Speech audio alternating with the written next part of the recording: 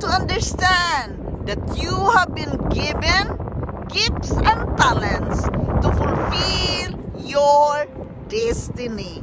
Hello guys, this is Yundel. Thank you so much for dropping here in my channel today. And today's share is about understanding that you have your own gifts and talents you can use to fulfill your destiny, to fulfill the goals in your life. Guys, this is just really a share, a reminder from my own reading. Why? Because I heard many times I cannot make it. I cannot make it to fulfill my goals in my life. Because I cannot make it. Because I don't have the financial. Because I have a lot of problems. Because it's too difficult. Guys, to understand that you can make it through your destiny, to fulfill your goals, understanding it, you have to use your gifts and talents. You have been given gifts and talents. Since you were born, you must just simply use it. Use your gifts and talents to fulfill your God-given destiny. Guys, really, I am sharing this with you because each and every one of us, we all have talents. We can do something with our life. We can make it, but we must understand and use it wisely. What was those gifts and talents given to you? You have to use it. You have to acknowledge your own talent. Use it for your own good to fulfill your destiny. Guys, you know what you love doing, right? And you enjoy what you are doing when you love it, right? Those are gifts and talents you can use through your life journey to fulfill the goals and wishes and dreams in your life, to fulfill your God-given destiny. Acknowledge what you love doing. Acknowledge where you are good at, what you are good at. Knowing those things, acknowledging those things, you have to understand that you have to put action into it. You have to put action to your destiny. You are the only one who can do that. You know what you love doing. You know what you're capable of doing. You can make it to the fullness of your destiny when you can understand what gifts and talents given by you must be put into action, must be put into use, or else you are not succeeding, or else you can be stuck in a certain situation. Guys, really, each and every one of us, I believe that we are all talented. We are all gifted. We must just understand that we must put it into use. Because if you cannot put it into use, it is just useless. It is there given by you, by God. Since you were born, you must put it into use. You must understand that you are gifted, you are talented, you are well able to fulfill your God-given destiny. I know you can make it. You must believe within yourself that you can make it through. Each and every one of us are gifted and talented. I want to share with you today, guys, what is written in Romans 12:6. It says, in His grace, God has given us different gifts for doing certain things well. This is just a simple verse which gives me inspiration today, and I am sharing this with you because God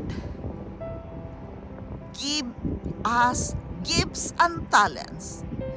God has given us different gifts and talents for us to use. You must not feel inferior because your friend is a doctor or your friend is successful.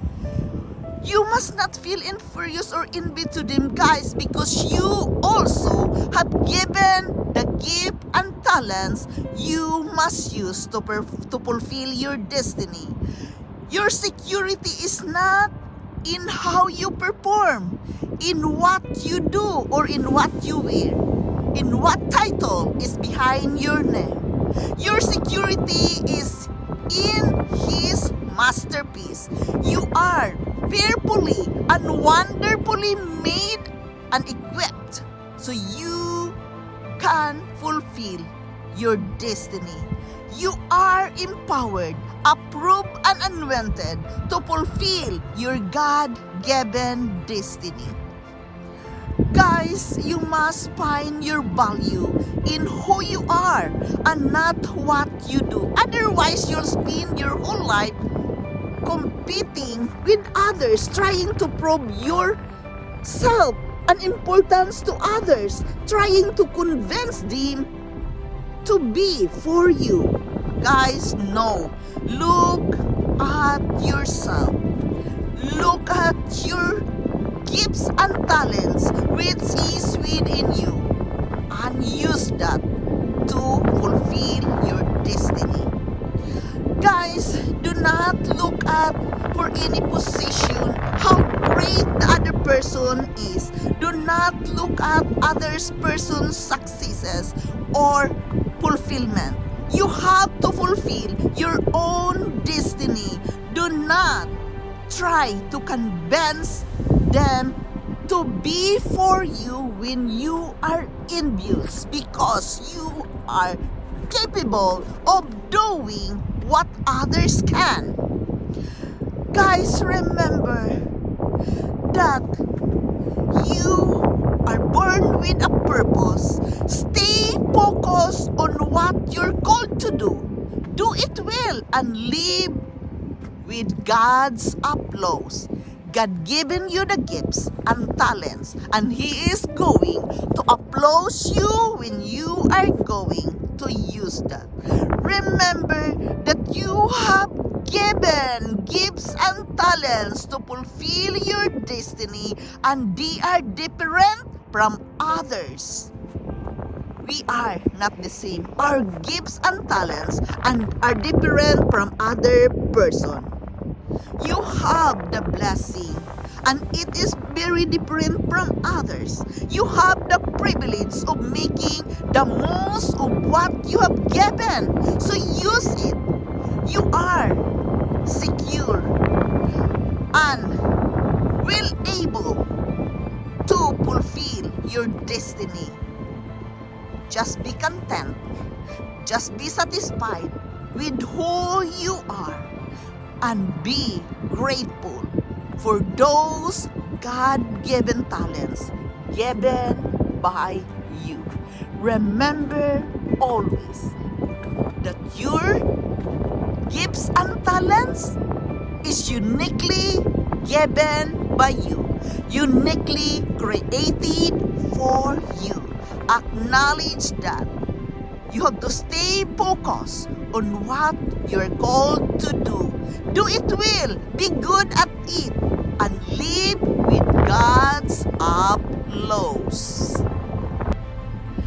As it says in Romans 10, guys, that by His grace, God give us different kinds of gifts and talents to do certain things well. Yes, we are not allowed to feel envious, to feel jealous with others. What others have, you can have it too, because God give you the talents to do things well. Guys, this is just really a reminder that we must acknowledge and recognize and put it into use. What are those God-given gifts and talents?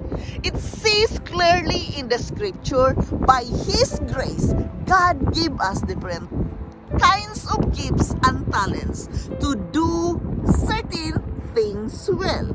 So what others can do, you can do as well. Therefore, guys, I keep comforting myself many times. What others do, I can do as well. What others can, I can as well. I've been comforting myself, guys, many times when it comes to this situation, because I want to move forward. I want to do certain things well. And to do certain things well, I have to believe in myself. If others can, so can I. I am comforting myself and I am sharing this with you because it is very clear, written in Romans 10. By His grace, God gives us gifts and talents to perform, to do certain things well. Yes, we can all do well in school, in our work, when we can understand and we can acknowledge those gifts and talents within us. It is very important, guys, and I am sharing this with you really because many times I hear that people are envious. Why you are envious? You are capable of doing great things. You are capable to fulfill what others can. You must just put it into action. What are those gifts and talents given by God? We were born gifted. We were born talented. And I am sharing this with you in hope you can really understand and use that to fulfill your goals, wishes, and dreams in life. This is Yundel. Thank you so much for listening. Thank you so much for joining me here in my life journey. I love you all and bye-bye.